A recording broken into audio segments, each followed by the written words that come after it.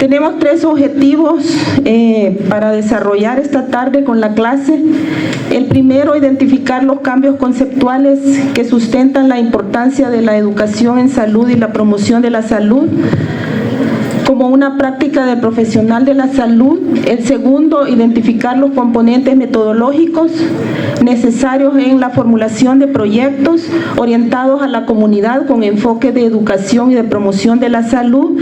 En este caso vamos a tratar de ir dando también algunos ejemplos más adelante en relación a la comunidad, ¿verdad? Porque es donde nos vamos a enfocar.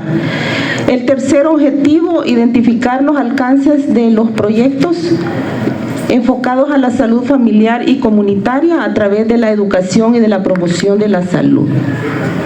Bien, este es el contenido temático que vamos a desarrollar esta tarde. Sin embargo, hay un último punto que es un tema que va a desarrollar la licenciada Morena, que es el tema de la estructuración de un proyecto. Y quizás vamos a iniciar con la parte de la historia. Si ustedes vieron ahí en la anterior, dice marco histórico conceptual de la educación en salud, enfoques y características esenciales de la educación en salud, la metodología, la planeación didáctica, los conceptos y las herramientas. Y la estructuración de un proyecto comunitario con un enfoque de educación en salud. Bien, entonces vamos a tratar de iniciar en esta parte con un poco de historia en relación a la educación en salud. Este proceso de la educación en salud ha vivido una serie de transformaciones y de cambios a lo largo de la historia, quizás en semejante cambio que ha sufrido también cada uno de los paradigmas que ustedes conocen dentro de lo que es el proceso salud-enfermedad y dentro de lo que son los modelos de atención. En la medida que estos han también cambiado, también esta disciplina de la educación en salud ha ido cambiando, incluso conceptualmente. En sus orígenes la educación era básicamente, y así se le denominaba, educación higiénica, y ha sido uno de los pilares en la intervención de las autoridades políticas en materia de salubridad. Básicamente se le denominaba educación higiénica porque tenía en muchas ocasiones, digamos, como mecanismos autoritarios y coercitivos que estaban basados en la imposición de la cultura occidental, es decir, que estaban basados prácticamente en todos los acontecimientos sucedidos a nivel de Europa, ¿verdad? Y cómo se manejaban ahí los valores, la ciencia, la cultura. Entonces así también pues eran una réplica, digamos, en nuestro ámbito de lo que es el desarrollo de la educación en salud.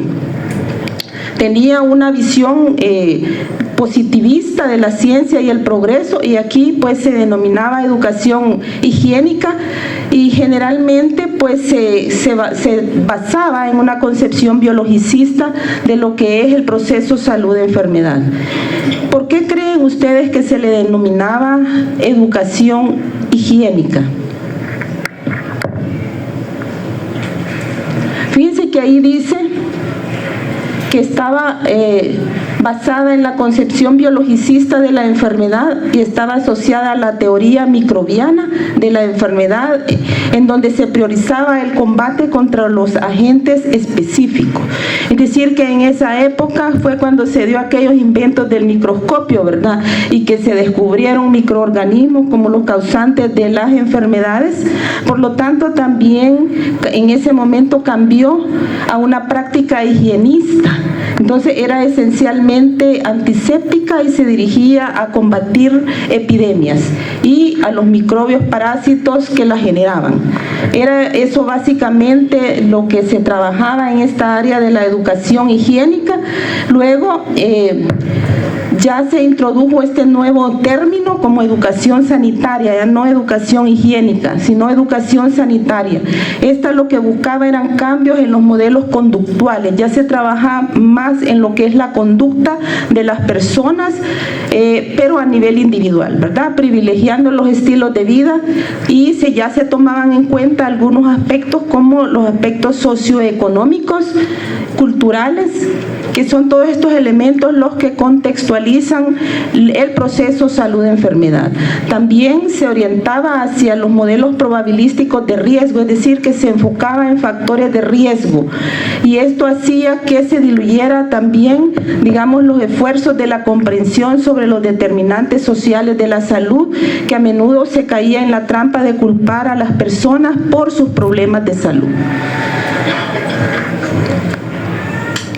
Luego, avanzando un poco en la historia, se dio una transformación también de la educación en salud hacia modelos de una práctica más comprometida con las personas, comprometidas con la libertad, la solidaridad, la igualdad, el desarrollo de la conciencia, y allí se implicaron varios replanteamientos en relación a las profesiones de la salud.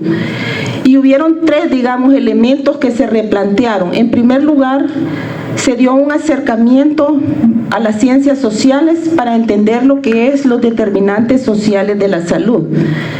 En segundo lugar, se dio un acercamiento a los modelos educativos derivados de la práctica de la educación popular. ¿Alguien de ustedes acá sabe o conoce sobre lo que es la educación popular? ¿O lo han oído mencionar en algún momento? Esta es un área, digamos, de la pedagogía también, ¿verdad? Es donde se privilegia, digamos, el conocimiento de las personas, los conocimientos previos que pueda tener el individuo, y a partir de la realidad propia del individuo también se buscan, digamos, lograr la transformación, ¿verdad?, de las situaciones que acontecen alrededor de ese individuo. Entonces, la educación popular utiliza básicamente la metodología participativa, es decir, se utiliza técnicas participativas, y aquí uno de los precursores, digamos, de este modelo de educación popular es el señor Paulo Freire. Prácticamente ese modelo pedagógico nació aquí en América, ya por los años 60, con el señor Paulo Freire, brasileño, ¿verdad?, que es el que, digamos, podemos dar como referente de la educación popular. En tercer lugar, también relacionado con el anterior, está la superación de las relaciones verticales en los programas de salud. Es decir, porque siempre se han manejado, o anteriormente así se manejaban, ¿verdad? No sé ahora si dentro de nuestro sistema de salud se sigue manejando de esa situación, pero se supone que tenemos tratados, acuerdos, ¿verdad?, en los cuales participa el gobierno, en los cuales también deben haber todos estos cambios, y los programas anteriormente se manejaban de una manera vertical. Eso significa que se elaboraban programas y todos los programas se desarrollaban de la misma manera en todas las comunidades, en todas las áreas geográficas.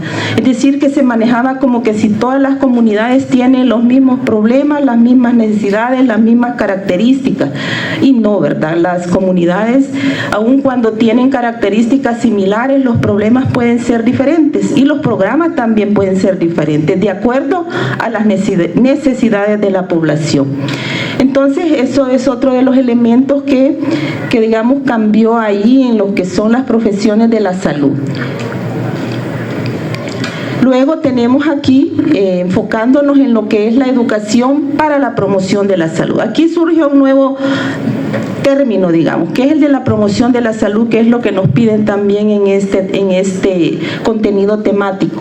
Ya introdujimos ahí el tema de promoción de la salud. ¿Por qué? Si ustedes se recordarán, cuando se habla de las 5 estrategias de la promoción de la salud, no sé si ustedes se recordarán, ya van a aparecer ahí más adelante. Una de ellas es el desarrollo de las habilidades, ¿sí?, personales, y ahí tiene mucho que ver este componente educativo, es decir, lo que es la educación para la salud en la promoción de la salud.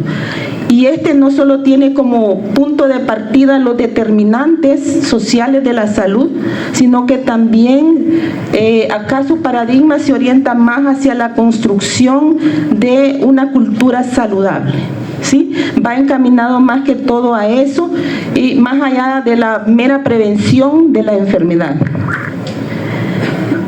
Y quizás aquí, antes que pasemos a la siguiente, pueden ver ustedes algunos de los, digamos, determinantes en este esquema, en esta figura, algunos de los determinantes sociales de la salud, ¿verdad? Desde el centro que vemos edad, sexo y factores, características, estilos de vida del individuo, redes sociales y comunidades, condiciones de vida, condiciones de trabajo.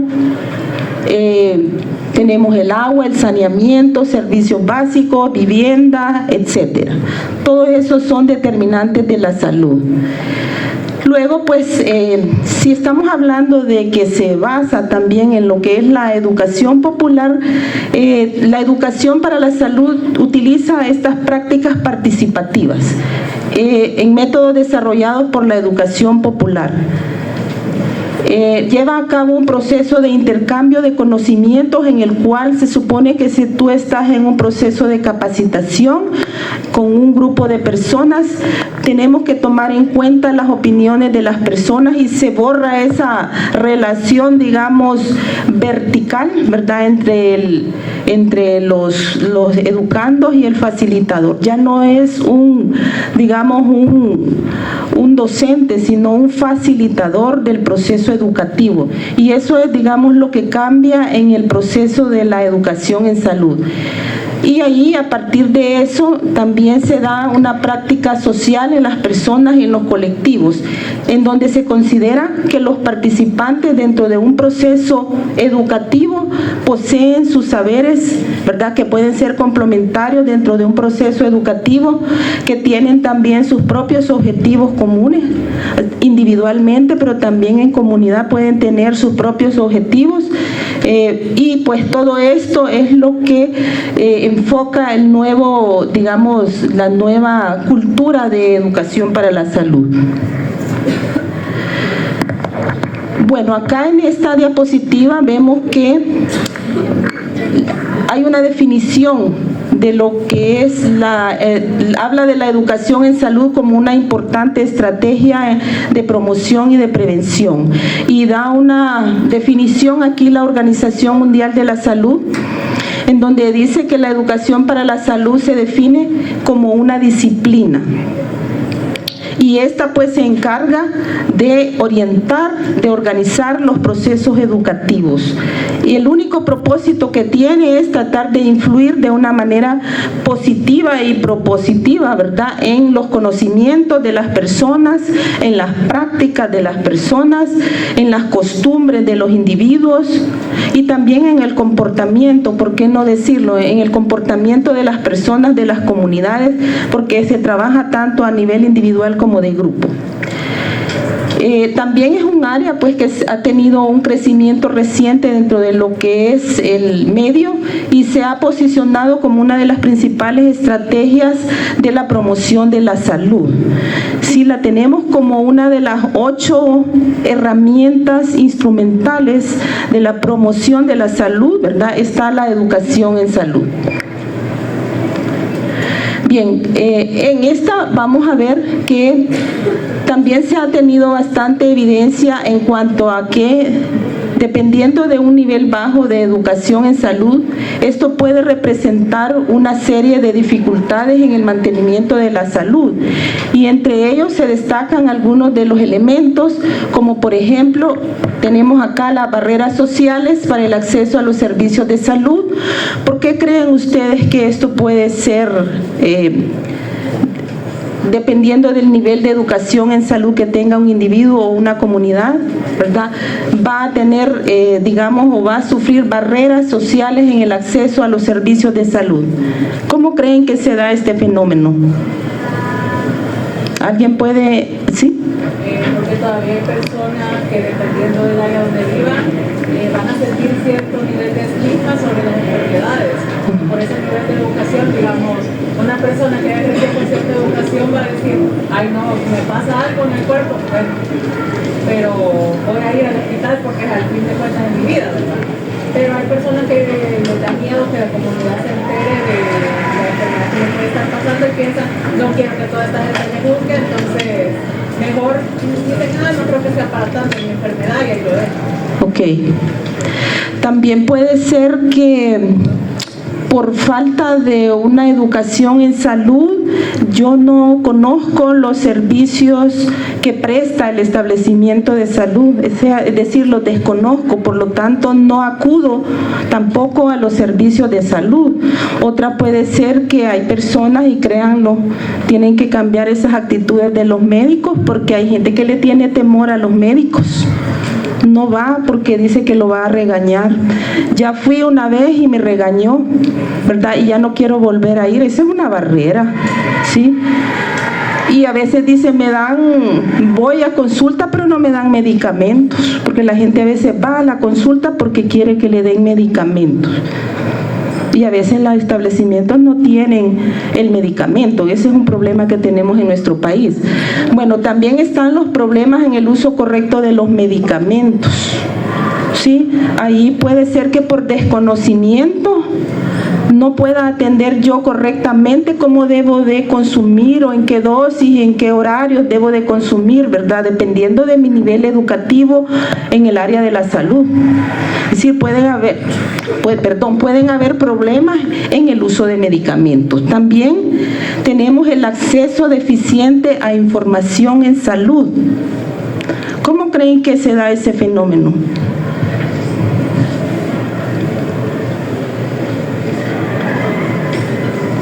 Tal vez los individuos, las comunidades no saben a qué lugares acudir para que les den la información, ¿verdad?, que va tal vez a solventar algunos problemas de salud. No saben que dentro del establecimiento de salud también pueden obtener información referente a sus problemas de salud. ¿Podría ser? Y el último dice dificultades en el control de las enfermedades crónicas. ¿Qué me pueden decir ahí? Si alguien tiene un nivel bajo educativo, probablemente no va a llevar un buen control de sus problemas crónicos. No va a llevar un régimen, digamos, alimenticio adecuado como se lo hayan indicado. O no va a seguir el tratamiento de sus medicamentos, a lo mejor como a veces sí, a veces no, a veces así hace la gente. Si tengo dinero lo compro, y si no, no lo compro, porque aquí a la gente mucha le toca que comprar el medicamento, es decir, no se lo dan en el establecimiento. Mucha gente lo compra, y cuando tiene el dinero lo compra, y cuando no, no lo compra, ¿verdad? Entonces ahí pueden haber dificultades también de ese tipo. Bien, también, si se tiene en cuenta que la promoción de la salud es un proceso mediante el cual la comunidad toma el control de su situación en salud, entonces a partir de ahí, ¿verdad?, sabemos que y podemos evidenciar que la educación para la salud es una herramienta fundamental para lograr este objetivo, ¿verdad?, de que las personas asuman el control de su salud. Por supuesto, a través de un proceso educativo. Siguiendo con esto, sabemos entonces que la educación en salud ha sido propuesta como una de las principales estrategias para lograr formar comunidades autónomas. ¿Qué podemos entender con comunidades autónomas? ¿Sí? Vamos a ver. Que ellos mismos resuelvan sus problemas. ¿Alguien más? Que sean autogestores, que asuman o que tengan esa capacidad de resolución de sus problemas. Pero eso no significa, es decir, que aquí le estamos dando como la, digamos, potestad a la población, al individuo, a las comunidades de que tomen sus propias decisiones, y que tienen la obligación también de poder tener, digamos, una mejor salud y buscar las mejores opciones. Sin embargo, no se exonera al Estado y a al sistema, en este caso al sistema de salud, de que también tiene una obligación con la población. Pero acá no se descarta, ¿verdad?, ya en este momento histórico, la responsabilidad que tiene también el individuo y las comunidades dentro de lo que es su salud, ¿verdad? Entonces aquí se habla de que la educación en salud es una estrategia que lo que busca es formar comunidades autónomas con una buena capacidad resolutiva en el manejo de su propia salud. Sin embargo, la aplicación de esta percepción ha sido insuficiente, porque primero en el sector salud se sigue dando, digamos, una orientación biomédica y está centrada en la enfermedad principalmente y no en la salud.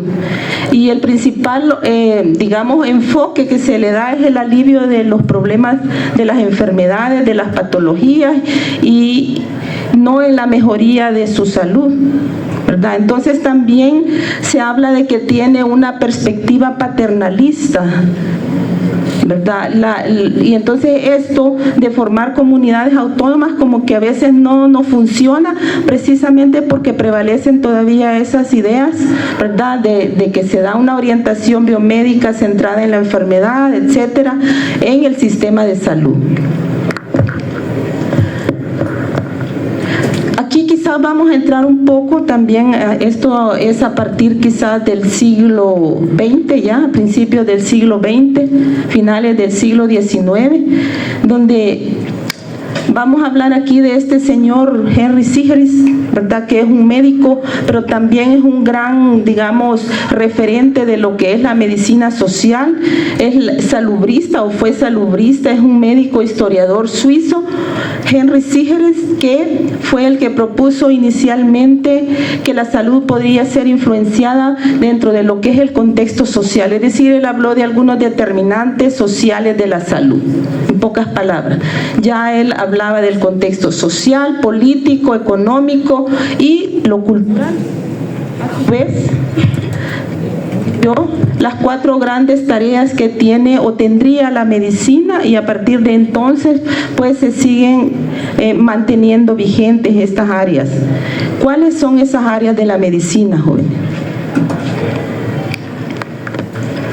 Vamos a ver.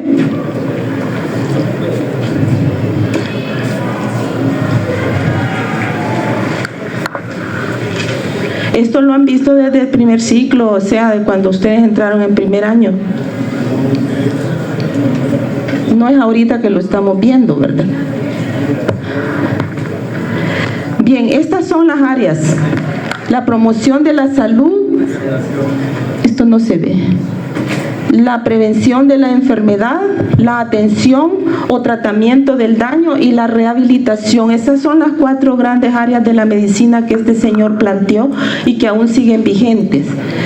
Y también este señor Henry Sigris, fíjense, allá por 1945, él ya planteaba algunos prerequisitos para la salud, así como hoy y más adelante lo vamos a ver en la Carta de Ottawa, también se habla de prerequisitos para la salud.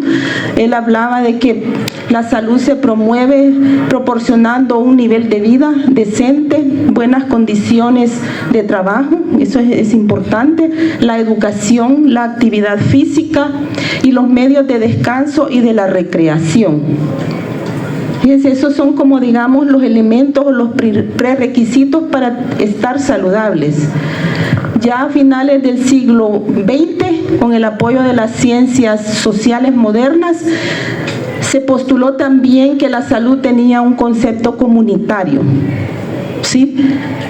Y diferentes estudios etnográficos concluyeron que el individuo, que la salud del individuo estaba influenciado por la comunidad donde habitaba. ¿Qué me pueden decir con respecto a eso? ¿Por qué la comunidad, digamos, y todo lo que dentro de ese contexto está?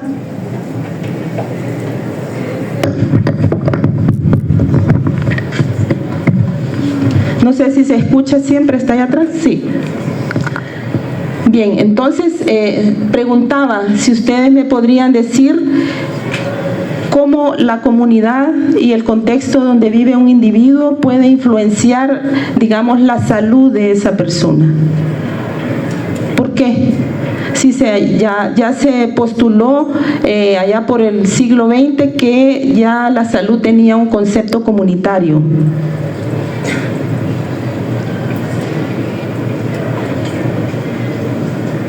Ustedes no han tenido práctica en la comunidad, ¿verdad? Y creo que eso está haciendo falta. Allí donde nosotros vivimos, crecemos, ¿se acuerdan de aquellos conceptos que les dieron en primer año? Donde trabajamos, vivimos, nos desarrollamos, crecemos, etcétera. Todos esos elementos, todos esos factores son determinantes en la salud del individuo.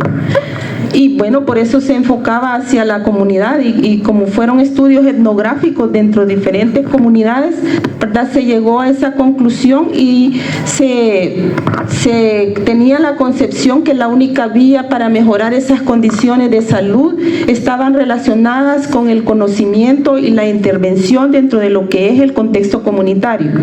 Es decir, que había que ir a la comunidad para poder conocer cómo estaba ahí la situación también y ver en qué condiciones las personas viven para poder ver también su estado de salud. Bien, también tenemos que, aunque el modelo de promoción de la salud y prevención de la enfermedad también ha sido criticado, ¿verdad? Bastante por algunas personas, también está claro que el responsabilizar a las personas de su propia salud a través de las medidas de promoción y de prevención que practican está hoy más vigente que nunca. Lo que se busca en todo caso es el empoderamiento de las comunidades, el empoderamiento del individuo para que pueda buscar las mejores opciones de salud, ¿verdad? Pero también tiene que tener los mejores entornos, ¿verdad? Para que pueda tener dónde elegir para tener esas opciones, ¿verdad? Es decir, que en la promoción de la salud no solo se trabaja con las poblaciones, sino también hay que trabajar el entorno, hay que trabajar con lo que es todo lo estructural, ¿verdad? Dentro de lo que cabe y que tiene que ver directamente con la salud de la población. Aquí tenemos lo que les decía hace un momento. Así brevemente he puesto en esa diapositiva los prerequisitos que allá por 1986 en la Carta de Ottawa de la promoción de la salud, en esta conferencia que fue la primera conferencia en promoción de la salud y luego le siguieron una serie de conferencias, hasta ahorita 10 conferencias, pero esta fue la primera en donde se dio incluso el concepto de promoción de la salud y se habló de estos prerequisitos que dicen que son la paz, la educación, la vivienda, la alimentación, la renta, los ecosistemas estables, la justicia social y la equidad como prerequisitos para la salud. Luego habla de las 3 estrategias básicas dentro de la promoción de la salud y de las 5 áreas de acción que también hace un momento hice referencia, en donde el desarrollo de las habilidades personales, les decía yo que ahí es donde entra lo que es la educación en salud, ¿verdad? Para el desarrollo de esas habilidades personales. Y allí pues ustedes ven que son 5 las áreas de acción de la promoción de la salud. Tenemos formular políticas públicas saludables, crear ambientes saludables, reforzar la acción comunitaria, desarrollar las habilidades personales y reorientar los servicios de salud. ¿Y por qué traigo a cuenta esto yo de la promoción de la salud? Porque en eso estamos y eso es lo que nos pide también el tema. No podemos hablar de educación para la salud sin hablar de promoción de la salud y a la inversa. Entonces por eso hemos traído ambos temas. Lo que es la promoción de la salud, este término, según la Carta de Ottawa de 1986, nos dice que es la estrategia que proporciona a las comunidades los medios necesarios para mejorar su salud y para ejercer un mayor control sobre la misma. Esto implica fomentar estilos de vida saludables, reducir los precursores de la enfermedad, y lo que busca en todo caso la promoción de la salud es aminorar los problemas que favorecen el desarrollo de las enfermedades. Y déjenme decir también que la promoción de la salud actúa sobre los determinantes sociales de la salud. Ya aquí enfocándonos en la educación en salud, pues ya sabemos que esta es una herramienta, ¿verdad? Un instrumento para realizar promoción de la salud. Y aquí vemos que por otro lado también la promoción de la salud se ha definido como un proceso de capacitar a las personas para que aumenten el control sobre su salud.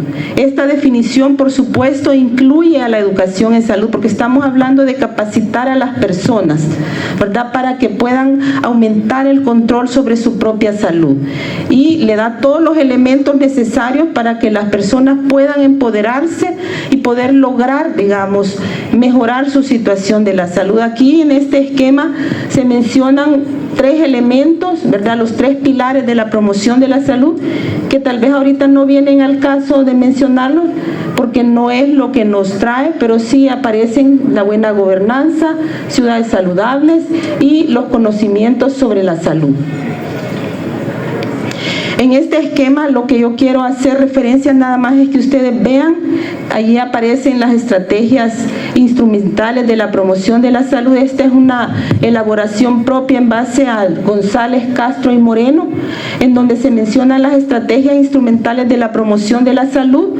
Dentro de ellas acá tenemos la educación para la salud, que es la que aparece en este extremo, y tenemos otras, ¿verdad? Ahí están la sistematización de experiencias, la información, la comunicación, la educación en salud, la abogacía, la investigación participativa, la planeación o planificación y la evaluación, que son 8, digamos, las herramientas. Y dentro de ellas, como les repito, la educación en salud. Ahora bien, como ya hablamos de ambas, sabemos que están estrechamente entrelazadas una con la otra, siendo la educación en salud una herramienta y un vehículo que, al ser desarrollado, ¿verdad?, en conjunto con la participación de las personas, se transforma en promoción de la salud. Eso quizás es algo importante de resaltar, porque ahí tenemos que la promoción de la salud se ha convertido en un ejercicio que implica aspectos como la educación, la investigación, la legislación, la coordinación de políticas y el desarrollo de las comunidades. Y algo también muy importante dentro de lo que es la promoción de la salud es la intersectorialidad, ¿verdad? Es decir, que el abordaje de los problemas, como sabemos que son multicausales, ¿verdad?, y que tienen diferentes determinantes sociales, también las acciones, las intervenciones tienen que ser integrales y tienen que trabajarse con diferentes sectores. Por eso se habla de la intersectorialidad. Este esquema nada más se los traigo, o esta tablita, para que ustedes nada más comparen algunos conceptos que a veces se pueden mezclar y se pueden confundir con el término de educación para la salud. No lo vamos a revisar a fondo. Ahí tenemos educación sanitaria, comunicación para la salud, alfabetización para la salud, que no son lo mismo. Ahí podemos ver algunas semejanzas y algunas diferencias con el concepto de educación para la salud. Bien, entonces, para explicar este concepto de la educación para la salud como estrategia instrumental de la promoción de la salud, debemos partir entonces de la definición que nos da, en este caso, la Organización Mundial de la Salud, en donde se establece que la educación para la salud es una combinación de experiencias de aprendizaje diseñadas para ayudar a las personas, a las comunidades, a mejorar su salud, aumentando el conocimiento e influyendo en sus actitudes. Fíjense que dentro del concepto hay 2 elementos importantes. Primero, dice que es una combinación de experiencias de aprendizaje. En segundo lugar, habla de que trabaja con las personas y con comunidades, es decir, a nivel individual y a nivel comunitario. Bien, la Organización Panamericana de la Salud para 1996 propuso un marco para la promoción de la salud, en donde planteaba 3 desafíos y asimismo también planteaba 3 estrategias de implementación de la promoción de la salud. Estos desafíos son, ¿verdad?, que se han planteado, es la reducción de la desigualdad, que yo creo que eso se mantiene, ¿verdad?, hasta el momento. y que bueno, hay ciertos objetivos de desarrollo sostenible que también tratan de abordar esas partes, pero que estamos en ese proceso de lograrlo para el 2030.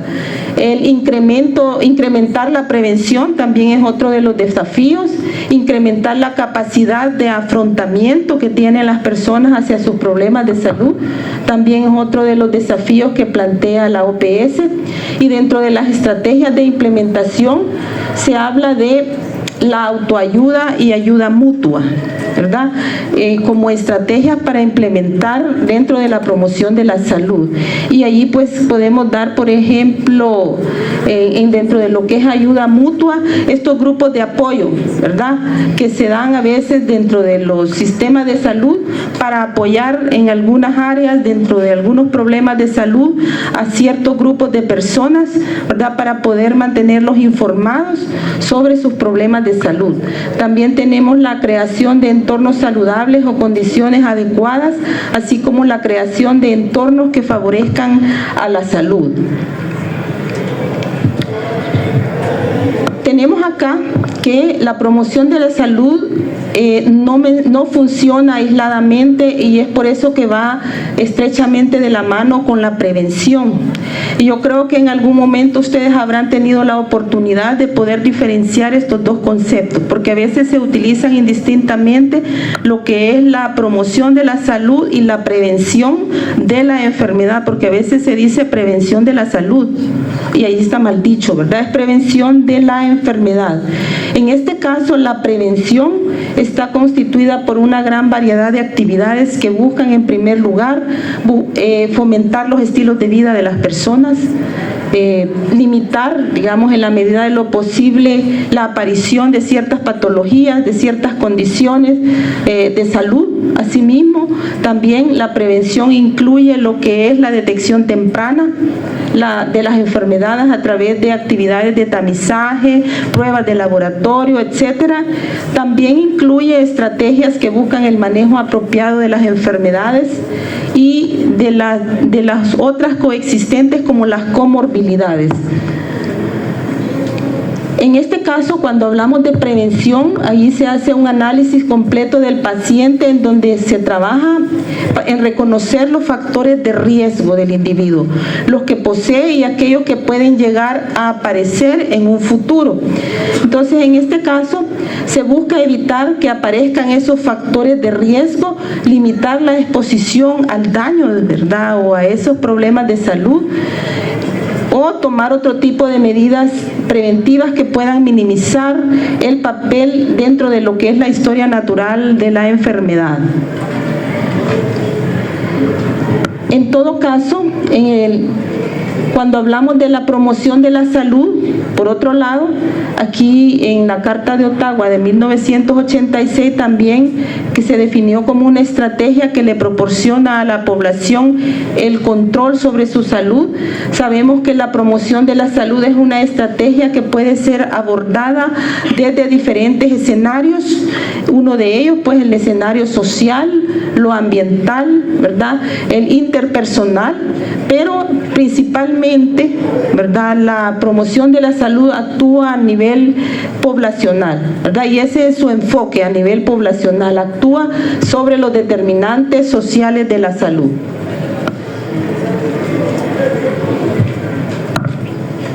Aquí tenemos que las estrategias de promoción de la salud no se limitan a las acciones dentro de lo que es el sector salud, es decir, que abarca otros sectores, que es lo que les mencioné anteriormente. Trabaja a través de lo que es la intersectorialidad, buscando acciones o intervenciones integrales para poder intervenir en las acciones, ¿verdad?, sobre los problemas de salud.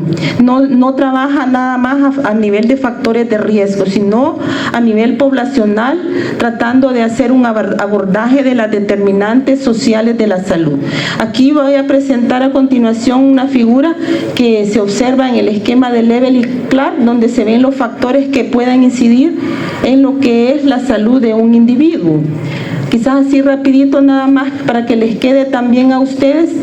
Este es un esquema de Level y Clark modificado. Aquí se puede aplicar a cualquier tipo de problema de salud, ¿verdad? Tenemos el periodo prepatogénico, el periodo patogénico, y en cada uno de estos periodos también tenemos abajo, si ustedes se fijan, los niveles de prevención que se pueden trabajar en cada uno de esos periodos dentro de la historia natural de una enfermedad. Y acá les estoy presentando un cuadro en el cual se establecen los niveles de promoción de la salud, así como también las áreas de intervención de acuerdo a cada uno de esos niveles de intervención de la promoción de la salud. Y tenemos, por ejemplo, 3 niveles de promoción de la salud: el nivel básico, el nivel intermedio y el nivel superior. Dentro de lo que es el nivel básico, ahí se habla de las áreas de intervención como la prevención primaria, la secundaria, la terciaria de la enfermedad, también de la comunicación e información de salud, campañas de mercadeo social y de cambios de comportamiento, porque se trabaja más a nivel individual ahí. El nivel intermedio se enfoca ahí en la educación en salud y de capacitación. Trabaja sobre las competencias individuales para manejar la propia salud y el bienestar, el conocimiento, la comprensión, la promoción de salud para una buena salud, el ambiente de apoyo, el desarrollo comunitario, la capacitación y la acción comunitaria. Y dentro de lo que es el nivel superior, que es más amplio, más macro a nivel poblacional, digámoslo así, las áreas de intervención es con áreas como la infraestructura, los sistemas de cambio, las políticas de salud a nivel de creación de políticas públicas, ¿verdad?, que favorezcan la salud de la población, la reglamentación, la legislación también en salud, la reorientación de servicios de salud, el cambio organizacional y la colaboración intersectorial, ¿verdad?, que ya es el nivel superior dentro de lo que son los niveles de promoción de la salud. Ahora bien, vamos a pasar aquí a otra parte donde vamos a hablar de algunas de las estrategias que también, digamos, de alguna manera dentro de estas estrategias se trabaja el componente educativo, ¿verdad?, en el área de educación en salud. Y aquí tenemos la atención primaria en salud. Yo creo que ustedes ya se pueden, lo que es la APS, ya no hay que explicar demasiado. Es una estrategia pues que ha demostrado resultados costo efectivos sobre las condiciones y la calidad de vida de la población. Cada uno de los países desarrolla esta estrategia o ha desarrollado estrategias de APS de diferentes maneras, ¿verdad? Y en este caso están orientadas hacia actividades dispuestas a disminuir la exposición hacia los factores que pueden perjudicar pues la salud. Y en su mayoría estos programas dentro de la APS se orientan a niños menores de 10 años, adolescentes, mujeres en gestación, adultos mayores de 65 años. Tenemos también que dentro de estas estrategias de promoción y prevención en la mayoría de los países, ¿verdad?, que están relacionados con la salud, el cuidado y la protección de la infancia ha sido, digamos, como la prioridad, teniendo que tomar en cuenta ahí lo que es la reducción de la mortalidad y la morbilidad. Tenemos estrategias como la atención integral, estrategia de atención integrada a las enfermedades prevalentes de la infancia, que conocemos como IEPI, que es otra de las estrategias también. En esta estrategia pues es una herramienta que ha, digamos, ayudado a fortalecer el concepto de lo que es la atención integral en salud durante la infancia, y adicionalmente también ha logrado la transformación progresiva de lo que es la salud de la familia y de la comunidad. Esta estrategia se caracteriza por una secuencia ordenada de pasos, que ustedes también ya lo conocieron, creo que el ciclo pasado, ¿verdad?, en donde se incluyen El primer paso dice verificar la no existencia de signos y síntomas de enfermedades que comprometen la vida de los niños, de una manera que si llegan a presentarse también se pueda actuar de una manera temprana y oportuna, brindando el tratamiento adecuado. Es un manual, digamos así, muy sencillo, ¿verdad? Para que lo puedan entender también incluso los cuidadores, los padres de familia, en algunos aspectos. El segundo paso es donde se hace una valoración continua y programada de los signos y síntomas característicos de las enfermedades más frecuentes durante la niñez y se clasifican y se tratan según sea el caso. Es decir, que hay que llevar esa secuencia de pasos. Y el tercero es valorar el estado nutricional del niño, el esquema de vacunación según la edad del niño, para que en caso de irregularidades se pueda completar los esquemas de vacunación del niño propuestos en el programa PAI, ¿verdad? Que es el programa ampliado de inmunizaciones, que es otro programa también, ¿verdad? Que lleva su componente educativo. Y si es el caso, pues dar recomendaciones que mejoren la calidad nutricional del niño. Y por último, el cuarto paso dentro de esta estrategia es contar con ayudas didácticas. Es decir, que al finalizar ustedes se fijan en cada una de las secciones dentro del documento, hay, digamos, como se proporcionan algunos elementos didácticos que dan apoyo, digamos, a poder llevar temas como cuidados generales en los niños, identificación de signos de alarma en el niño para la consulta temprana, el cuidado primario que deben de tener, por ejemplo, los padres o los cuidadores en situaciones de enfermedad que se identifiquen en el hogar y que no sea necesario llegar hasta los establecimientos de salud, etcétera, ¿verdad? Entonces eso es una estrategia también que tiene esa parte educativa, tiene, digamos, como esos elementos didácticos.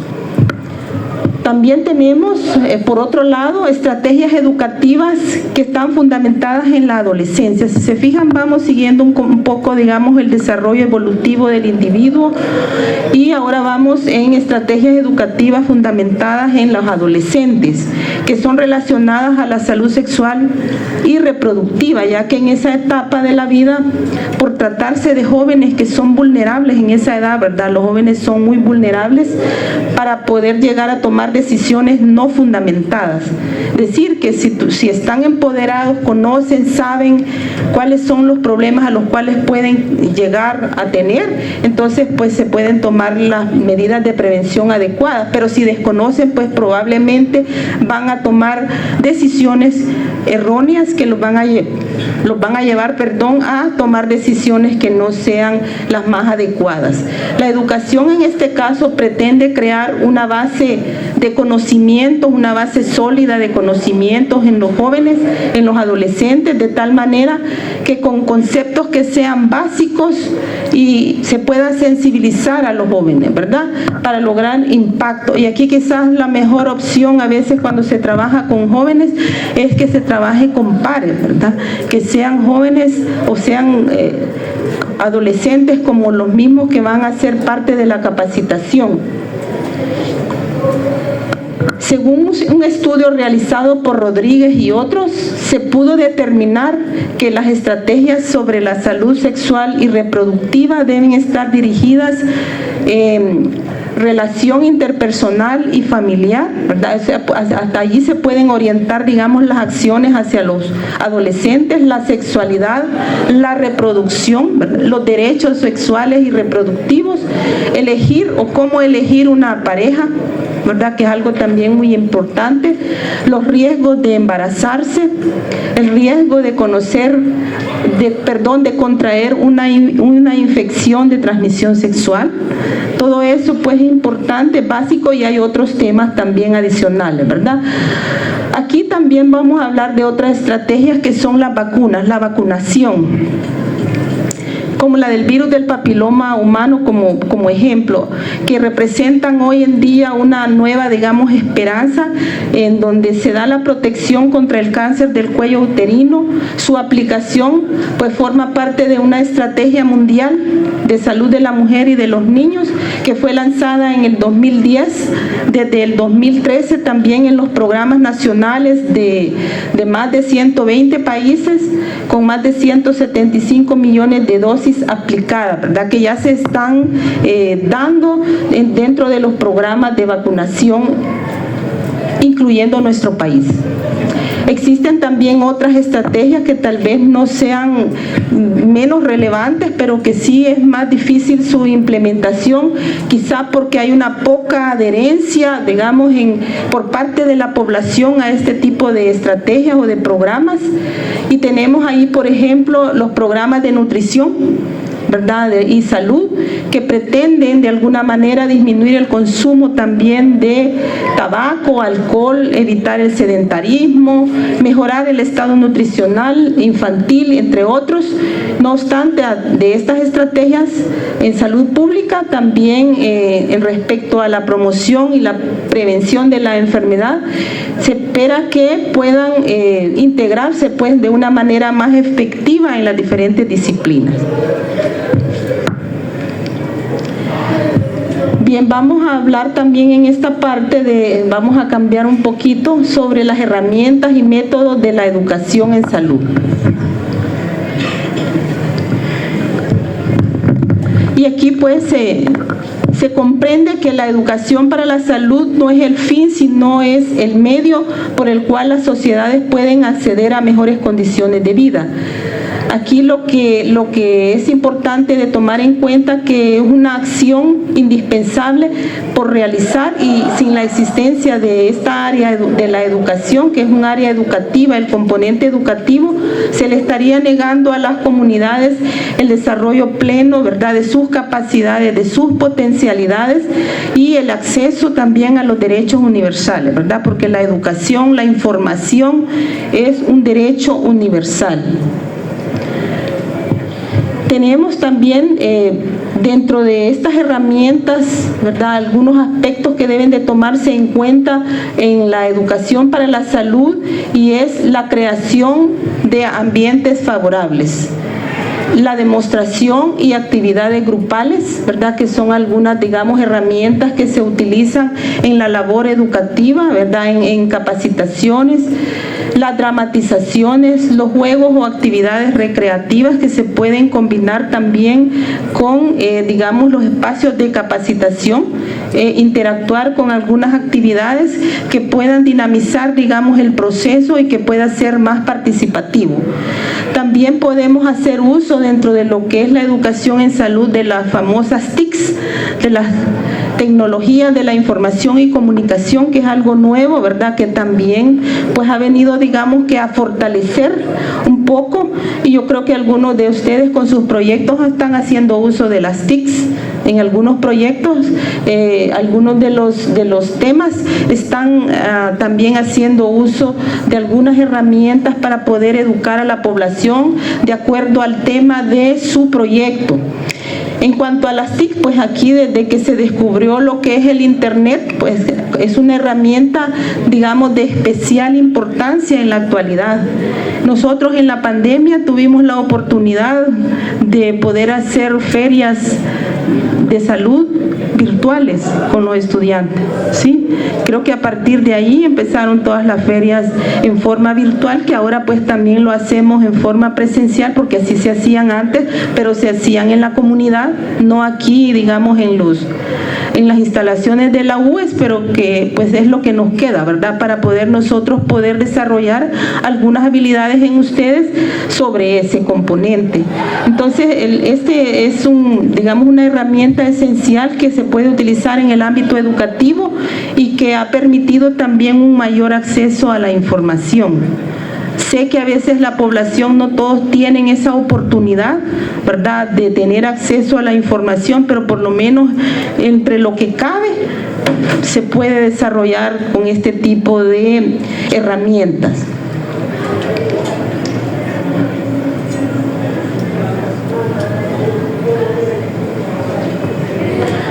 Bien, aquí quizás lo importante de esta parte es recordar que quizás con una sola de las herramientas que utilizamos nosotros para hacer un abordaje educativo no es suficiente. Es decir, que también debe de considerarse hacer uso de varias herramientas que de manera, digamos, progresiva vayan dentro de lo que es el grupo de capacitación, obteniendo experiencias de aprendizaje que sean significativas. Si nosotros nos casamos solo con digamos, una técnica educativa, una herramienta de trabajo educativo, probablemente no vamos a obtener los mismos finalidad que si nosotros utilizamos una combinación, digamos, de técnicas o de herramientas para nuestro trabajo educativo con diferentes grupos etarios. Aquí quizás lo importante también es sobre la educación sanitaria, acá enfocándola precisamente en lo que es el comportamiento individual de la persona, ¿verdad? Que puede ser una causa principal de un problema de salud, pero también puede ser la principal solución. Cuando veníamos nosotros haciendo este recorrido histórico, hablábamos de una educación higiénica, de una educación sanitaria y luego terminamos con la educación para la salud. Entonces aquí vamos a enfocar lo que es la educación sanitaria, en donde pone la atención en el comportamiento del individuo, a nivel individual. Entonces el problema podría ser que la causa principal de un problema de salud sea el comportamiento o la conducta de un individuo, pero también puede ser su principal solución, ¿verdad? Depende de cómo lo veamos. Sabemos que mediante la educación ayudamos a la gente a comprender sus comportamientos y cómo estos afectan en su salud. Los alentamos a tomar sus propias decisiones para una vida sana, y eso significa que no los obligamos a cambiar, sino que lo que pretende la educación es un cambio actitudinal, un cambio, digamos, en el comportamiento de las personas. Aquí quizás en este esquema nada más explico así a grosso modo los que son, digamos, todos aquellos factores que están determinando la conducta de un individuo. Tenemos factores predisponentes por un lado, tenemos factores determinantes por el otro. En los factores predisponentes podemos tener las características biopsicológicas y las características familiares sociales dentro de los factores determinantes de la conducta. Esta conducta, a su vez, como ustedes ven ahí en el esquema, también tiene que ver mucho y directamente con lo que son los estilos de vida de las personas, ya sea que sea un estilo de vida saludable o riesgoso, o que lo conduzca a lo que es la salud integral o incluso hasta la muerte. Entonces vemos ahí que la conducta tiene un elemento bastante importante dentro de lo que es la práctica de la educación. Sin embargo, no es lo único, ¿verdad? Hay otros factores, hay otras determinantes también, pero algunas veces incide mucho también la conducta del individuo en los problemas de salud. Y sabemos también que la educación sanitaria no sustituye de ninguna manera a los demás servicios de salud, pero es necesario tratar de promover lo que es la educación para que ellos hagan, o la población haga, un uso adecuado de los servicios de salud, que esa quizás es su principal función. Indudablemente sabemos que la información correcta es una parte fundamental de la educación sanitaria, pero también hay otros factores, que es lo que yo les mencionaba, que también afectan el comportamiento en la esfera de la salud. Y ahí podría ser como la disponibilidad de recursos, la eficacia del liderazgo comunitario, el apoyo social de los miembros de la familia, los niveles de aptitud para la autoayuda. Y aquí les traigo un ejemplo de, digamos, alguien que tenga un buen comportamiento y que a veces depende del punto de vista de cada individuo, así también es como se ve, digamos, la situación, ¿verdad? Podría ser que aunque llevara a un niño, dice aquí en el ejemplo, a la clínica todos los meses para pesar, es un comportamiento que promueve la salud. Algunas madres pueden ver la situación desde otro punto de vista. Sí, unas pueden creer que no es necesario llevar a la clínica a un niño sano. Es decir, porque si somos padres responsables, nos vamos a preocupar por nuestros hijos y los vamos a llevar a su control de niño sano. Y no importa lo que estemos haciendo o lo que tengamos que dejar de hacer para que lo llevemos. Sin embargo, hay otros que pueden pensar que no existe ninguna razón para pesar a los bebés, y otros pueden pensar que sus labores caseras y demás tareas son más importantes que llevar a pesar a un niño sano.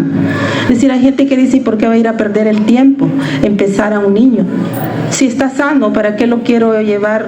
¿Verdad? Entonces no tenemos, o sea, esas son actitudes, son situaciones de conducta que dependen del punto de vista de cada quien, cómo lo vea, ¿verdad? Y cómo lo aplique también para su propia vida. Bien. Ahora bien, con la educación sanitaria debemos trabajar con las familias, con las comunidades e incluso con las autoridades regionales y nacionales.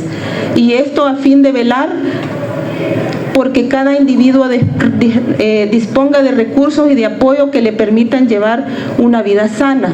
En este caso, también es importante tomar en cuenta quién es el que hace el papel de educador, y sabemos que en cada una de las profesiones de la salud, en las diferentes áreas de la salud, siempre va a haber un componente educativo. Desde el promotor de la salud, ¿verdad?, hasta las enfermeras, los médicos, los farmacéuticos, todos, pues si estamos trabajando en el área comunitaria, tenemos que desarrollar dentro de nuestra área, desde donde nuestro perfil, también un componente educativo, ¿verdad? No solo en este caso el educador sanitario, todos tenemos ese rol que cumplir dentro de las profesiones de la salud. Y es importante también dar ese componente educativo, porque si no le enseñamos a las personas métodos de prevención, entonces las personas a lo mejor van a volver a recaer, ¿verdad?, una y otra vez en el mismo problema. Pero si nosotros sabemos inducir a las personas, educarlas, informarlas, a lo mejor pues ya ese problema puede verse solventado. Si tenemos, por ejemplo, de ese mismo modo podemos ver un programa de saneamiento del medio, de saneamiento básico. Y aquí un programa de saneamiento básico que incluya, por ejemplo, el instalar, digamos, las letrinas de fosa o como sea, ¿verdad? Eso significa que también debe de llevar un componente educativo. Dentro de un proyecto, no cabría, digamos, realizar un proyecto y no llevar un componente educativo, debido a que en este caso, por ejemplo, con las letrinas, si la gente no se le educa, van a seguir, ¿verdad?, con sus mismas comportamientos, con sus mismas costumbres, ¿verdad?, porque hay gente que le gusta ir ahí detrás del arbolito, ¿verdad?, allá detrás del matocho, como dicen. Entonces no utilizan las letrinas como debe ser adecuadamente, debe de llevar ese componente educativo, ¿verdad?, para que puedan ellos identificar realmente cuáles son los problemas de saneamiento que tienen y las posibles soluciones. Algunas veces la gente a las letrinas las utilizan como bodegas, o a veces como gallineros para tener sus aves de corral, pero no la utilizan para lo que debe ser utilizada y no le dan el debido y adecuado, digamos, aseo también, ¿verdad?, que debe de tener. Entonces todo eso también tiene que dársele a conocer a la población. Cuando se trabaja con comunidades, ese componente no debe faltar, si no vamos a seguir con el mismo problema, no se va a utilizar esa letrina. Estos son como algunos ejemplos que les estoy dando en relación a este componente que no debe faltar dentro de nuestros proyectos. Y aquí pues un poco de lo que es la planificación en la educación sanitaria, en la atención primaria. Vamos a ver a continuación un poco sobre el proceso de la planificación, ¿verdad?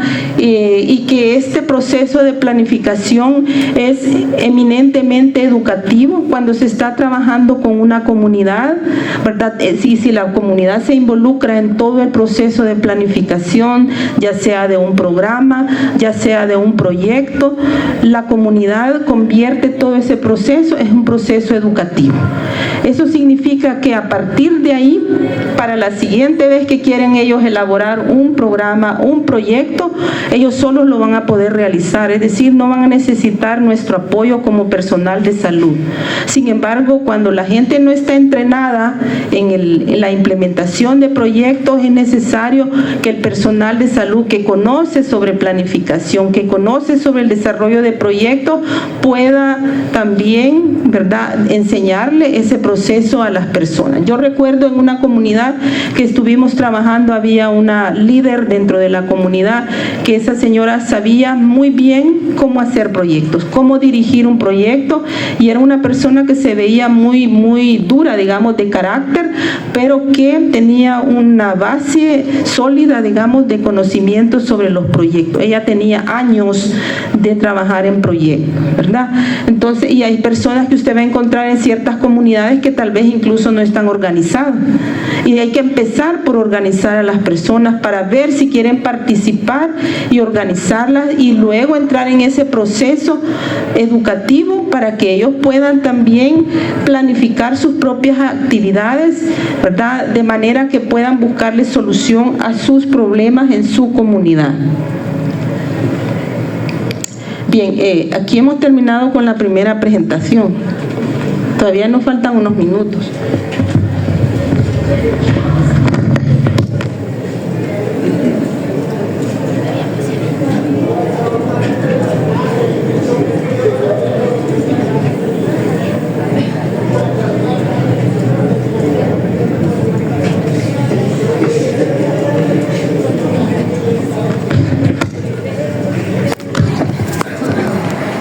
Bien, vamos a continuar, y lo traía así en educación para la salud. Tenemos siempre los objetivos que ya los habíamos mencionado en la clase anterior, pero ahora vamos a hacer énfasis en estos componentes metodológicos, ¿verdad?, para la formulación de los proyectos orientados a la comunidad. Y vamos a ver acá algunas medidas de planificación que vamos a examinar a lo largo de esta presentación, que son 8, ¿verdad?, para que cualquier persona, parte del personal de salud o los promotores incluso de salud, puedan hacer uso de este tipo de herramientas para la planificación dentro de una comunidad. En este caso vamos a describir 8 medidas básicas de planificación, y una de ellas es la de reunir información, ¿sí?, que es, digamos, como el primer elemento o la primera medida básica dentro de este proceso. Para realizar una buena labor educativa es necesario que nosotros conozcamos un poco a profundidad lo que es, digamos, los problemas de salud que tiene una comunidad. Estamos hablando del contexto comunitario, ¿verdad? Por ejemplo, si hay un problema sobre las madres que no saben sobre los alimentos que son buenos para sus hijos, allí tenemos que nosotros un poco indagar y no solo quedarnos con esa idea suelta, digamos así, sino que hay que conocer al respecto de esa situación, y ahí podemos formular algunas preguntas. Por ejemplo, ¿cuántos niños están mal alimentados en esa comunidad? ¿Qué se entiende por una nutrición deficiente? ¿O qué entiende la comunidad por una nutrición deficiente? ¿Cómo se mide o se comprueba esta? ¿Cuántas madres saben cómo deben de alimentar a sus hijos o cuántas no lo saben? Y así pues hacernos este tipo de preguntas, ¿verdad? Y saber, por ejemplo, si es la falta de conocimiento la única razón, ¿verdad?, de este problema, ¿sí? O hay otras razones también. Entonces ahí es importante el reunir información al respecto del problema que se quiere intervenir con nuestros proyectos o con nuestro programa. ¿Qué es la información que necesitamos? Entonces ahí necesitamos averiguar cuáles son los problemas más importantes desde el punto de vista de las personas de la comunidad, porque ellos son los que viven los problemas, no nosotros. Aunque nosotros tenemos como de personas externas y personal de salud, tenemos una cierta perspectiva de sus problemas. Sin embargo, son ellos los que nos van a decir cuáles son sus problemas principales o cuáles son sus problemas que les están perjudicando en un momento determinado. Y podemos preguntar también qué otros problemas se pueden apreciar. Decir, porque no solo es uno, son varios, ¿verdad? La gente cuando llega a las comunidades te dice una serie de problemas que puedes hacer una lista larga, ¿verdad? Pero ya vamos a llegar a esa parte. ¿Cuántas personas tienen esos problemas? ¿Qué prácticas pueden haberlas causado? ¿Cuáles son las posibles razones de esas prácticas? ¿Verdad? ¿Y qué otras causas tienen esos problemas? Como algunas preguntas que nos van a ayudar, y para obtener esa información es necesario que nosotros como personal de salud o como promotor de la salud también conozcamos alguna información de la comunidad antes de intervenir dentro de ella, ¿verdad? Ahí necesitamos nosotros conocer un poco sobre las creencias que tiene la población, cuáles son los valores locales que les están afectando en su salud. ¿Cuál es el tipo de comportamiento que son aceptables dentro de ese grupo poblacional? ¿Cuál es su cultura local? ¿Cuáles son las personas importantes dentro de esa localidad? Es decir, los líderes, digamos así, ¿verdad? Porque a veces los líderes son los que modelan los comportamientos del resto de las personas. ¿Cómo se adoptan, digamos, las decisiones para los problemas locales? Es decir, ¿cómo ellos solucionan sus problemas? Habría que conocer también cuáles son los servicios de atención de salud que están disponibles en esa comunidad, qué tan cercanas están o si es muy lejano, si son, digamos, algunos servicios de atención tradicionales, si hay parteras, si hay curandero, etcétera. La ubicación de los servicios de salud, si es que hay algunos cercanos, las principales ocupaciones tanto de hombres como de mujeres, que también es un factor muy importante, ¿verdad? Porque también dentro de nuestra labor o el trabajo que hacemos también nos enfermamos, y depende del trabajo a veces también así nos enfermamos. También qué tipo de organizaciones o cómo está organizada la comunidad, la religión que practican, ¿verdad? Porque en algunas religiones hay ciertas cosas que debemos abstenernos de hacer porque no las aceptan culturalmente por la religión. Los modos locales de compartir las ideas y los sentimientos, las personas entre sí, ¿verdad? Son entre algunas de las cosas que debemos conocer de la comunidad. Entonces el personal de salud que se dedica a lo que es la educación sanitaria debe investigar cada problema antes de iniciar un programa de actividades, y para abordarlo es necesario también hacer ciertas acciones. En primer lugar, es necesario conocer la magnitud del problema, es decir, a cuántas personas está afectando un problema, cuál es la gravedad de ese problema.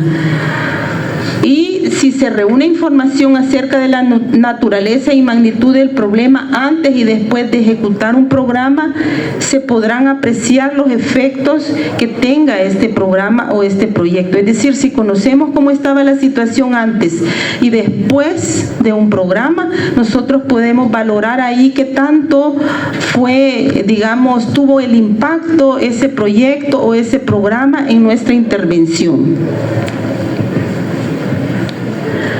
Entonces hay tres maneras principales de reunir información sobre las personas y los grupos en las comunidades. El primero es a través de la observación. Nosotros podemos hacer un recorrido por la comunidad, ¿verdad? También escuchar los comentarios de las personas, lo que nos dicen las personas en el recorrido, y también podemos observar directamente cuáles son esos problemas. A veces nosotros observamos que hay promontorios de basura, pero la gente no lo menciona cuando le pregunta cuáles son sus principales problemas, porque ya están acostumbrados a ese promontorio de basura y no lo ven como un problema de salud. También podemos utilizar entrevistas o conversaciones con las personas locales, con los informantes claves dentro de la comunidad. También podemos nosotros obtener bastante información allí. Y por último, también se pueden consultar registros, documentos que contienen, digamos, por escrito las observaciones y las experiencias de otros, como es el caso de lo que ustedes realizaron para realizar sus proyectos, ¿verdad? Fueron a revisar explicar nada más a partir de lo que observaron en el establecimiento, también a partir de los diagnósticos que el mismo establecimiento había realizado en el año anterior. Sin embargo, hay algunos otros que no lo pudieron lograr, pero lo hicieron a través del diagnóstico del área metropolitana de San Salvador, que básicamente tiene, digamos, los problemas no mucho varían en relación al de una comunidad. Entonces aquí, al reunir información, que es el primer paso, tenemos el ejemplo, por ejemplo, en relación del problema de las enfermedades transmitidas por el agua. Aquí sería útil entrevistar a la gente sobre si saben de dónde sacan el agua y cómo la conservan.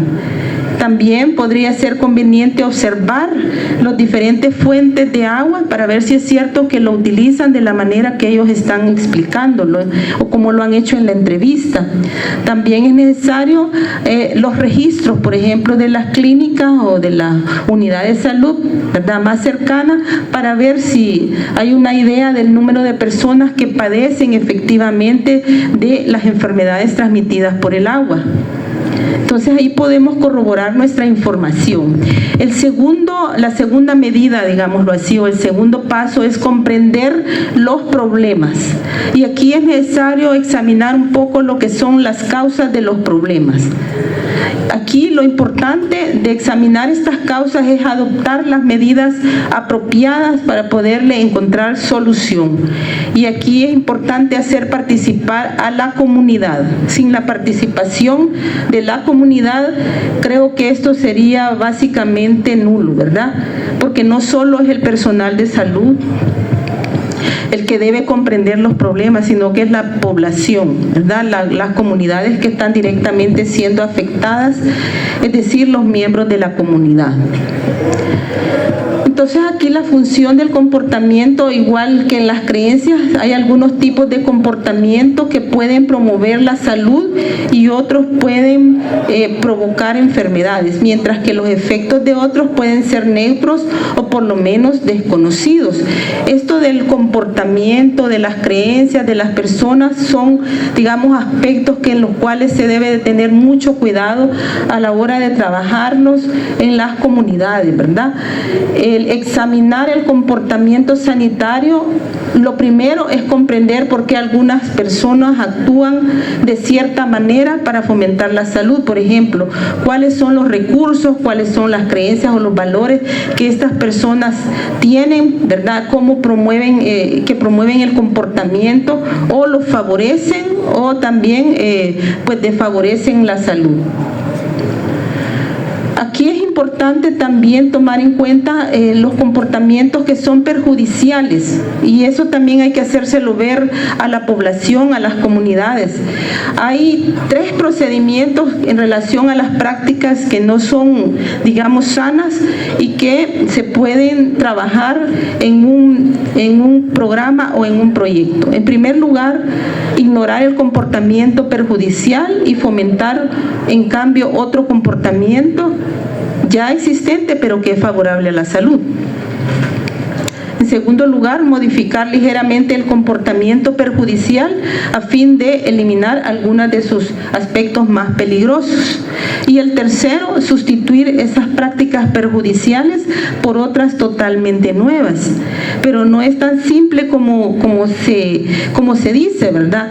Aquí traigo yo un ejemplo de unas curanderas, parteras tradicionales, ¿verdad?, que se encontraban en una aldea, utilizaban para su trabajo, ¿verdad?, para cortar el cordón umbilical, trozos de vidrio verde. Ellas creían que el vidrio tenía ciertos poderes mágicos, esa era su creencia. Y ustedes fijan, bueno, la mayoría de las parteras son personas mayores ya, ¿verdad?, que tienen mucha experiencia y que tienen también ciertas creencias. Ellas creían que el vidrio tenía ciertos poderes mágicos que protegían al niño, por eso lo hacían con trozos de vidrio. Por desgracia, en la aldea había también una elevada incidencia de tétanos neonatal, y en el curso de un debate que se dio entre las parteras admitieron que les preocupaba el tétanos, pero que no sabían qué hacer en ese sentido. También ¿Podían utilizarse otros métodos para cortar el cordón umbilical? Claro que sí, pero habría que ver si ellos la aceptaban. En aquella aldea no se utilizaba ningún otro material, pero una mujer dijo que en aldeas cercanas algunas parteras usaban cuchillos. Una vieja partera recordó entonces al grupo que ella creía que el metal contenía espíritus malignos. Dice que esas son creencias de la gente, ¿verdad? Y que en algunas religiones también se tienen. Y podían hacerle daño al recién nacido. El cuchillo no era entonces una opción, digamos, aceptable para cambiar ese comportamiento de las parteras.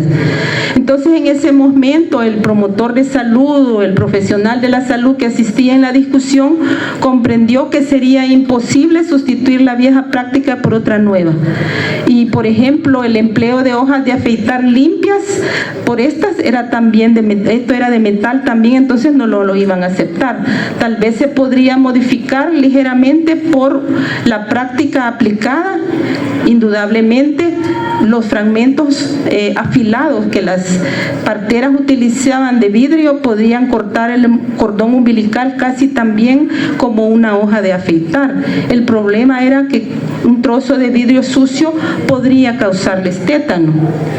Entonces, un cambio sencillo podía consistir en meter el vidrio en agua hirviendo, es decir, desinfectarlo antes de utilizarlo durante unos 10 minutos por lo menos para matar las esporas del tétanos. Las parteras estimaron aceptable esa propuesta, es decir, como estaba dentro de lo que ellos realizaban y lo que creían, pues lo aceptaron. La utilización de una hoja de afeitar limpia y sin estrenar para cortar el cordón umbilical del recién nacido, pues es una práctica higiénica, ¿verdad?, que las parteras tradicionales podrían haber adoptado, pero no lo iban a aceptar porque ellos tenían ciertas creencias con respecto a los metales, ¿verdad? Entonces tenían que utilizar sus métodos locales que son inocuos, pero tratar de cambiarlos en relación a que fueran favorables para ellos, en el sentido de que se iba a mantener ese comportamiento solo con un cambio ligero en su práctica tradicional, ¿verdad?, que era hervir esos fragmentos de vidrio. Entonces, como ven, este es un ejemplo de cómo darle a entender, por ejemplo, que la gente comprenda cuáles son sus problemas y que le busquen ellos mismos alternativas de solución a esas situaciones. La tercera medida es adoptar decisiones sobre prioridades, objetivos y actividades.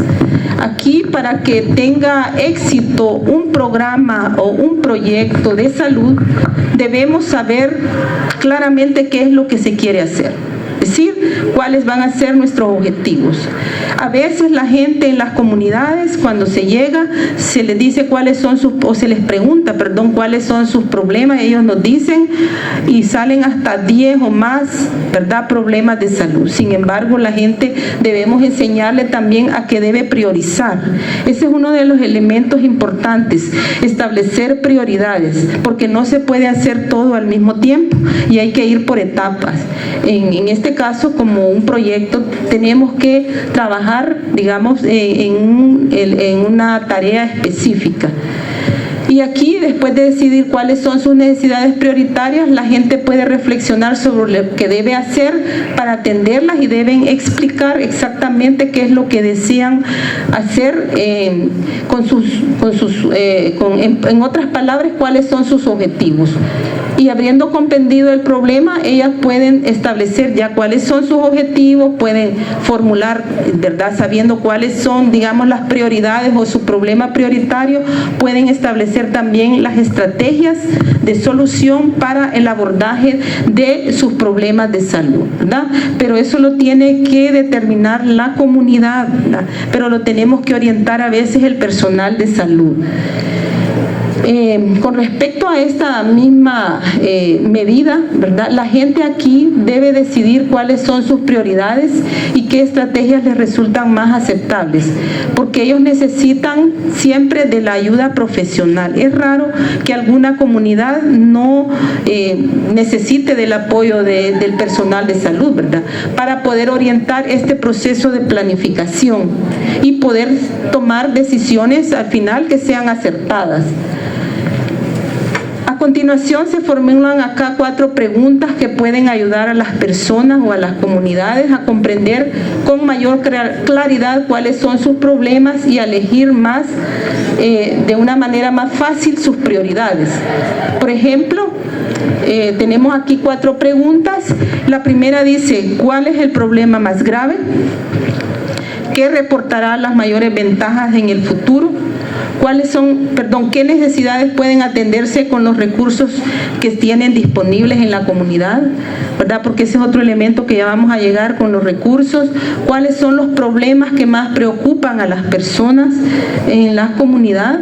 Entonces, todas esas preguntas podemos hacérnoslas o hacer que ellos las respondan, ¿verdad? Para que puedan ir comprendiendo sus problemas y elegir también cuáles son los que se van a trabajar y establecer prioridades.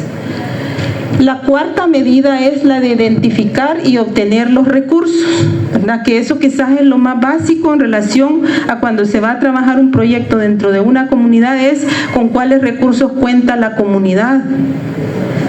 Y en base a eso, establecer las prioridades también de los problemas que se van a intervenir. El primero, vamos a hablar de los recursos de dentro de la comunidad, pero también se habla de recursos de fuera de la comunidad, porque hay algunos que los vamos a tener allí, pero hay algunos otros que vamos a, dependiendo de lo que se trate el proyecto o la intervención que se va a realizar, los recursos pueden ser de fuera de la comunidad. Y se requiera pues apoyo de fuera. Dentro de los recursos de dentro de la comunidad tenemos algunos ejemplos aquí de recursos, y en primer lugar tenemos que tener un espacio, digamos así, un lugar en donde nos podamos reunir dentro de la comunidad. Ahí caben por ejemplo, hay escuelas, ¿verdad? Casas de la cultura, también algunos tienen casas comunales o iglesias donde nos prestan, ¿verdad? Para poder reunirse con la comunidad, el grupo de la comunidad y las personas que llegamos de fuera como personal de la salud. Ese es un recurso de la comunidad, ese espacio. Es posible que también algunas personas les puedan dar dinero, ¿verdad? Dinero en efectivo, la gente que tiene dinero dentro de la comunidad, por supuesto. Y es posible también que ciertas personas puedan tener ciertas habilidades, ciertas aptitudes, ¿verdad? Y que haya, por ejemplo, carpinteros, albañiles, ¿verdad? Hayan curanderos, etcétera, que nos puedan apoyar de alguna manera desde su área, ¿verdad? Dependiendo del proyecto que se va a desarrollar. Si es un proyecto de construcción, tenemos carpinteros, tenemos albañiles, que bueno. También podemos tener personas que puedan hacer el trabajo duro, digamos, contribuir con su trabajo, ¿verdad? Directamente involucrándose en las acciones, en las actividades del proyecto. Y también algunas personas pueden tener medios de transporte que puedan servir para el transporte de material, transporte de pacientes, de personas que en algún momento tengan alguna crisis, ¿verdad? Dentro de la comunidad, y puedan servir para llevarlo a un establecimiento de salud, por ejemplo. Y también hay personas que pueden dar materiales, digamos, como madera, ¿verdad? Alimentos, telas, etcétera, dependiendo también del proyecto del que se esté hablando. Esos pueden ser algunos ejemplos, pueden haber otros ejemplos de recursos dentro de la comunidad. Ahora vamos a mencionar algunos elementos con respecto a los recursos de fuera de la comunidad. Aquí, en la medida de lo posible, si se pueden utilizar los recursos que tiene la comunidad, qué bueno.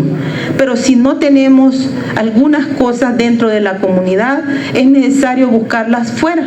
Y aquí, pues, es preferible, dice, resolver los problemas con recursos procedentes de la propia comunidad.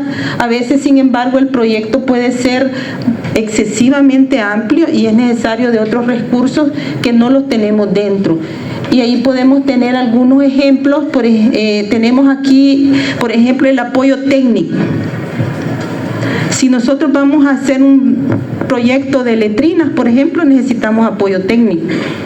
Si es que vamos a buscar un pozo de agua, por ejemplo, que abastezca a la comunidad, también se necesita apoyo técnico, ¿verdad? Alguien que conozca, ¿verdad? Cómo hacer ese tipo de trabajos, personas que sean diestras en eso. También es necesario, si se necesita, por ejemplo, materiales, otro tipo de materiales que no tenemos dentro de la comunidad, si se va a hacer un programa de capacitación, por ejemplo, y no tenemos material educativo, tenemos que buscarlo de fuera también de la comunidad. Películas, carteles que puedan solicitarse. Si vamos a hacer un programa de vacunación, también necesitamos las vacunas, necesitamos al personal de salud preparado para también hacer una campaña, si es un proyecto de una campaña de vacunación, por ejemplo, medicamentos, si es una campaña médica, etcétera. Todo eso tiene que venir de fuera. Entonces se tiene que hacer toda esa gestión fuera de la comunidad para poder tener esos recursos. La quinta medida es promover la acción y el seguimiento juvenil. En este caso, esta es la quinta medida básica dentro de lo que es el proceso de planificación en la educación en salud, y aquí tenemos que se han seguido, digamos, todas las etapas anteriores dentro del proceso de la planificación. Y como ya tenemos cuáles son los problemas, cuáles son las prioridades, cuáles son los objetivos, ¿verdad?, de las personas, y ya contamos con los recursos, bueno, ahora todo ello se ha de combinar en un plan de acción. Es decir, ya en un plan de acción específico nos debe demostrar qué es lo que se va a hacer, ¿verdad? Tiene que ser más concreto quién debe hacer tales actividades y cuándo se van a realizar dichas actividades. En otros términos, tiene que prepararse un calendario, es decir, un cronograma de actividades, que también no debe faltar, ¿verdad?, dentro de un proyecto o dentro de un programa. Allí es importante la asignación de tareas con nombres específicos. Dice, cuando un programa afecta a más de una persona, es importante conseguir que participe el mayor número posible. Debe haber una columna de calendario como cabecera del responsable, utilizando términos generales como podrían ser dirigentes, voluntarios o miembros de la comunidad. En un calendario real se deben constar los nombres de las personas que hayan aceptado hacerse cargo de ciertas tareas, ¿verdad? Porque no podemos dejar volando por ahí las actividades y en el momento específico que se vayan a realizar no sabemos quién se va a hacer cargo de esa parte dentro del proyecto. Entonces, por eso es que debe de llevar nombres específicos. Aquí tenemos, por ejemplo, en el caso del proyecto de abastecimiento público de agua, ¿quién va a formar parte del comité encargado de recabar los fondos para ese proyecto? Deben de haber encargado con nombre. ¿Quién conseguirá el cemento? ¿Quién buscará las palas, ¿verdad?, para hacer el trabajo? ¿Quiénes serán los trabajadores voluntarios? ¿Quién se encargará de dirigirlos? Porque esto es importante, ¿verdad? También que haya una persona que dirija al resto del equipo, ¿verdad?, que está involucrado en el proyecto. Entonces, todas las tareas deben estar delegadas dentro de un proyecto. Y aquí hay algunas medidas de aplicación.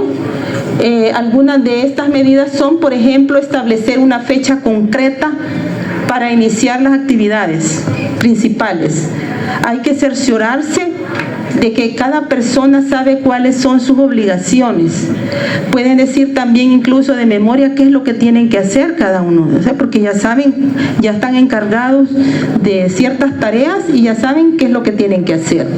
Deben pues mantenerse en contacto con la gente, orientarla, alentarla, responder preguntas, ayudarla a resolver problemas. También es necesario, y eso también recomendárselo a ustedes, ¿verdad?, hacer reuniones periódicas, los encargados o gestores de un proyecto, para poder valorar las situaciones del seguimiento que se le va dando a las actividades dentro del proyecto. ¿Cómo estamos realizando las actividades? ¿Se pudo realizar X actividad? Y si no se pudo realizar, ¿por qué no se pudo realizar? Si podemos todavía en algún momento determinado ejecutar esa actividad, tal vez no la realizamos realizamos en el periodo que estaba estipulado, pero lo podemos hacer más adelante. Es decir, que nos permita hacer algunos cambios, ¿verdad? O ajustes del proyecto en el proceso. Por eso también es importante la evaluación, ¿verdad? Para ir haciendo los ajustes en el proceso, pero también ver cómo el impacto que se da al final con nuestro proyecto. También debe de existir informe, ¿verdad? De las actividades que se están desarrollando con el calendario para ver si los trabajos avanzan de acuerdo a lo previsto, si hay algún retraso, lo que le decía, ¿verdad? Debe examinarse cuál ha sido el problema. Recuerde que también es preferible ir corrigiendo esas diferencias al principio antes de que se nos eche a perder el proyecto. Si no vamos llevando ese control de las actividades, es probable que al final no vamos a lograr tampoco los objetivos que nosotros nos habíamos planteado al inicio para el desarrollo de nuestros proyectos o de nuestros programas. Bien, dentro de estas medidas básicas, la número 6 es seleccionar los métodos apropiados. Es decir, que aquí no bastan únicamente con decidir qué es lo que se ha de hacer o quiénes lo van a realizar o de qué manera lo van a realizar, ¿verdad? O cuándo lo van a realizar, sino que también cuál va a ser la metodología o el método, el camino a seguir para nuestras actividades, para el que tenga un buen desarrollo nuestro proyecto. Entonces, lo importante ahí es el método, que debe convenir a la situación y al problema y pues debe ser seleccionado cuidadosamente. Ustedes ya en su proyecto ya seleccionaron sus actividades y la metodología que van a utilizar en cada una de las actividades. Esperemos que esa metodología seleccionada sea la más adecuada para el logro de los objetivos que ustedes quieren, ¿verdad? Entonces, todo lo que debe de tomarse en cuenta aquí es que el personal de salud que está dedicado a lo que es la labor educativa debe adoptar decisiones principalmente también sobre los métodos, ¿verdad? Que eso es importante, para los métodos que se van a utilizar para resolver estas problemáticas relacionadas a lo que es el problema de salud. Bien, tenemos siempre siguiendo con esta medida que es seleccionar métodos apropiados, que antes de elegir el método de educación es necesario tomar en cuenta estos 6 puntos. En primer lugar, en qué medida está la gente dispuesta a cambiar y es capaz de hacerlo y de cuántas personas se trata. Está el método adaptado a la cultura local de las personas que viven en esa comunidad, de qué recursos se dispone, qué combinación de métodos se necesita, porque a veces no es necesario utilizar un solo método, más bien debemos hacer uso de una combinación de métodos para poder obtener resultados más adecuados en relación a nuestros objetivos, qué métodos se ajustan a las características de la población también, ¿verdad? Si es población joven, si es población adulta, dependiendo del tipo de población también tienen que ser los métodos o la metodología que vamos a utilizar, ¿verdad?, para el desarrollo de nuestras actividades. Y el séptimo elemento o medida es evaluar los resultados, ¿sí? Y yo creo que la evaluación no solo al final, sino en el proceso de cada una de las actividades es importante evaluar también no solo los resultados. Si se ha dedicado tiempo y esfuerzo a un proyecto, también ustedes querrán saber si han tenido éxito con sus actividades dentro de su proyecto. Allí tenemos que nosotros determinar con la evaluación qué tanto tuvimos impacto con nuestras actividades sobre el problema que queríamos solucionar, ¿verdad? Y si lo hicimos con éxito o si fracasamos en el intento, ¿verdad? Si lo logramos de acuerdo a lo que teníamos programado o va a ser necesario, digamos, porque a veces se hace eso, ¿verdad?, una segunda etapa, digamos, de nuestro proyecto. Entonces es importante esta parte de la evaluación de los resultados. Y la octava medida es analizar el proceso de planificación. Aquí, como hemos visto, hay diversas etapas que comprende la planificación de las actividades en lo que es la educación sanitaria. Hemos visto aquí 8 pasos, digamos, o 8 medidas, ¿verdad? Y en cada una de ellas, lo que son los profesionales de la salud deben utilizar métodos adecuados de educación para poder facilitar y poder reforzar, digamos así, la participación de la comunidad durante todo el proceso. El proceso de planificación o la participación de la comunidad en ese proceso de planificación es educativo. Lo que se pretende es que para la próxima ellos sean los que sean autogestores y ellos mismos puedan aplicar toda esa serie de pasos para poder desarrollar sus propios proyectos, ¿verdad? Que vayan a tratar de solventar los problemas de salud que les atañen directamente. Bien, esto que traía acá es nada más para que veamos que dentro de lo que es la actual situación de salud, ¿verdad?, a la cual nos estamos enfrentando a diario, ha habido diferentes cambios, ¿verdad?, cambios profundos y rápidos en relación a cómo van surgiendo todos estos fenómenos sobre la situación de salud. Y tenemos aquí, por ejemplo, cambios sociodemográficos, ¿verdad?, en donde se ve la reducción de la natalidad, ¿verdad? Ya hay un retraso en el primer hijo, por ejemplo, en la reducción del tamaño del grupo familiar, por ejemplo, entre otros. También hay cambios en el patrón de la morbimortalidad, en donde constituyen las causas de muerte más frecuentes en la actualidad, ¿verdad? Los accidentes. Y en nuestro país creo que eso es obvio, es evidente, las enfermedades cardiovasculares, los cánceres, es decir, que nosotros somos un país que tenemos y padecemos, digamos, de las enfermedades transmisibles, pero también ya tenemos con nosotros enfermedades no transmisibles, ¿verdad? Que esas son características de los países desarrollados, pero que en nuestro país ya están presentes. Tenemos esa doble, digamos, esa dualidad en lo que es la situación de salud a la cual pues tiene que enfrentarse el sistema de salud.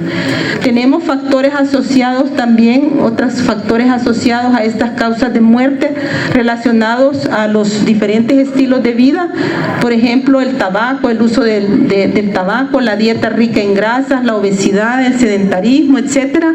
Y tenemos, por ejemplo, las medidas de seguridad en la conducción que digamos no existen prácticamente medidas de seguridad, ¿verdad?, en la cuestión de la conducción en nuestro país, ¿verdad? Vemos a diario accidentes que están sucediendo y que yo no veo que se tomen medidas en relación a la gran cantidad de vehículos, de motocicletas, por ejemplo, que circulan, digamos, a diario en las calles de nuestro país. Entonces, bueno, esos son algunos, digamos, situaciones que han cambiado, digamos, en lo que es la situación de salud. Entonces, cada una de estas problemáticas, digamos así, que están vigentes en la actualidad, son o tienen una gran cantidad de factores, son multicausales, digamos. Entonces, para poder trabajar en esos problemas es necesario también intervenir con diferentes estrategias. Y debe de hacerse un abordaje, digamos, desde diferentes dimensiones. Y una de esas dimensiones pueden ser la investigación, lo que es el medio ambiental, la clínica y la parte educativa. Este componente o dimensión educativa quizás lo vamos a encontrar y lo vamos a desarrollar a través de lo que es la educación en salud, que es la que aborda la dimensión educativa y es una de las herramientas, digamos, primordiales a utilizarse en los distintos niveles, ya sea a nivel poblacional, grupal y a nivel individual, que se puede utilizar en esos diferentes ámbitos, digamos. También en la familia, en la escuela, en los centros de trabajo, en los servicios de salud, donde se puede también tener esa dimensión educativa y trabajarla sola o combinada con otras estrategias. Bien, aquí quizás lo importante de plantear es que actualmente en nuestra sociedad se le ha ido priorizando y se le ha dado mayor relevancia a lo que es la parte educativa en estos problemas que hemos estado hablando anteriormente, y pueden abordarse desde distintas áreas de intervención, y aquí vamos a mencionar algunos tipos de intervención, ¿verdad? Y vamos a mencionar en este caso 3 áreas, ¿verdad? Tenemos los problemas de salud, los estilos de vida y las transiciones vitales. Las áreas de intervención de la educación en salud en cuanto a los problemas de salud se enfocan en lo que son los procesos, ¿verdad?, crónicos, pero también en lo que son las enfermedades transmisibles. Tenemos también los estilos de vida relacionados con la alimentación, la lactancia, el ejercicio físico, la sexualidad, el manejo del estrés, etc. Y tenemos las transiciones vitales desde el punto de vista del desarrollo evolutivo también del individuo, como el embarazo, la infancia, la adolescencia o maternidad o parentalidad, la menopausia, etc. Luego tenemos algunos tipos de intervención que se pueden realizar también desde lo que es la dimensión educativa, ¿verdad? Y tenemos ahí la consejería o consejo información. Esta es una intervención que se hace, una labor educativa, ¿verdad?, breve, que incluye información propuesta o motivadora y cambio a usuarios, ¿verdad?, que pueden... Esta puede ser programada, ¿verdad?, o puede ser, digamos, solicitada en el momento por los usuarios o las usuarias, aprovechando una oportunidad de consulta. Pero quizás aclarar que todas las intervenciones en lo que es el área